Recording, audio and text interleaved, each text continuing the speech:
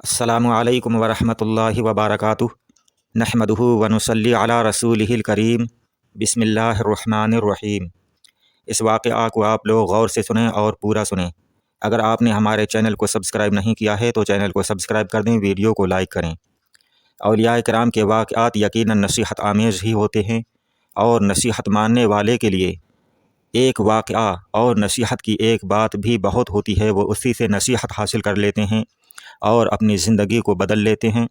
ना मानने वाले को अगर 100 बातें नसीहत की सुनाई जाएं, हज़ारों वाक़यात उसे सुना दिए जाएं, फिर भी कोई फ़ायदा उसे हासिल नहीं होता।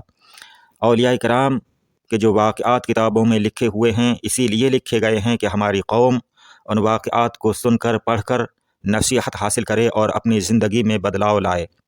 ये वाक़या सच्ची हिकायात के सफ़ा नंबर 450 पर है, तीसरे हिस्से में। वाक़या इस तरह से है कि एक बुज़ुर्ग या इलाही आफ़ियत या इलाही आफ़ियत बहुत कसरत से कहा करते थे, अक्सर कहते रहते थे।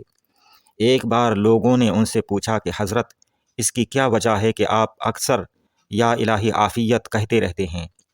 तो उन्होंने बताया कि मैं लोगों का सामान ढोता था, लोगों का सामान अपने सर पर, अपनी पीठ पर उठाकर उनकी जगह पर पहुंचाया करता था। कोई सवारी भी नहीं थी, मैं अपने सर और पीठ से ही ये काम लिया करता था। वो बुज़ुर्ग कहते हैं कि एक दफ़ा एक गेहूं की बोरी मैंने उठाई तो थक गया और मुंह से मेरे ये दुआ निकली कि या इलाही, मुझे बग़ैर किसी मेहनत के हर रोज़ 2 रोटियां दे दिया कर। वो बुज़ुर्ग कहते हैं कि ये बात मैंने कही, उसके थोड़ी ही देर बाद मैंने देखा कि 2 आदमी आपस में लड़ रहे हैं।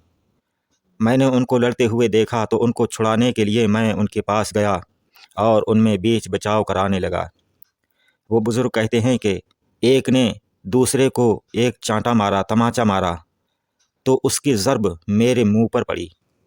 यानी उनमें से एक ने दूसरे को मारा था, उसके ना लगकर उसका चांटा, उसका हाथ मेरे मुंह पर लगा और मुझे बड़ी तकलीफ़ हुई। उसका निशान बन गया मेरे चेहरे पर। वो बुज़ुर्ग कहते हैं कि इतने में पुलिस वाले भी आ गए और उनके साथ, उन लड़ने वालों के साथ मुझे भी पकड़ कर ले गए और मुझे लड़ाई में शरीक समझकर उन दोनों के साथ पुलिस वालों ने मुझे भी जेल में डाल दिया। वो बुज़ुर्ग कहते हैं कि जेल में हर रोज़ 2 रोटियां मुझे मिलने लगीं।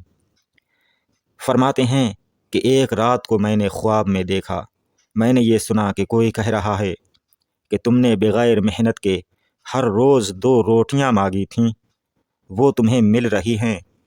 अगर तुम आफ़ियत मांगते तो आफ़ियत मिलती।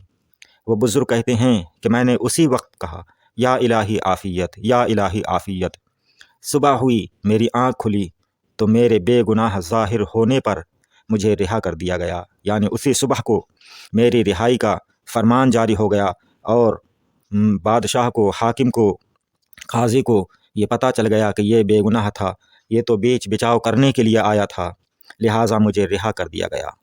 इस वाक़या से मालूम हुआ कि जिस तरह जान बचाने के लिए हज़ार जतन करके दुनियावी तबीब के बताने के मुताबिक नुस्खा तैयार किया जाता है, इसी तरह ईमान की हिफाजत के लिए भी रूहानी तबीब के बताए हुए नुस्खे को ज़रूर तैयार करके इस्तेमाल करना चाहिए ताकि रूहानी अमराज से निजात मिले।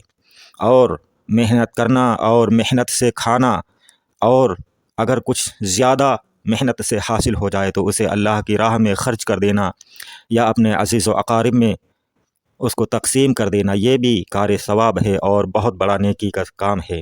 तो अल्लाह ताला की बारगाह में कभी ये नहीं दुआ करनी चाहिए कि अल्लाह ताला हमें बैठे बिठाए खाना देता रहे। अल्लाह ताला ने हाथ पैर दिए हैं, हमें कैसी कैसी नेमतों से नवाजा है। अल्लाह ताला हमसे ये चाहता है कि हम उसके बताए हुए तरीक़े के मुताबिक ज़िंदगी गुजारें और अल्लाह के बताए हुए तरीक़े के मुताबिक मेहनत करें और रोज़ी हासिल करें और फिर उसके बताए हुए तरीक़े के मुताबिक उसे सर्फ में लाएँ, खाएँ। तो अल्लाह ताला की ये बहुत बड़ी इबादत है और अल्लाह ताला की बहुत बड़ी फरमाबरदारी है। अल्लाह ताला हम सबको सिरात मुस्तक़ीम पर चलने की, बुज़ुर्गों के वाक़यात से नसीहत हासिल करने की तौफ़ीक़ अता फ़रमाए। आप हज़रात हमारे चैनल को सब्सक्राइब करें। अस्सलामु अलैकुम, खुदा हाफ़िज़।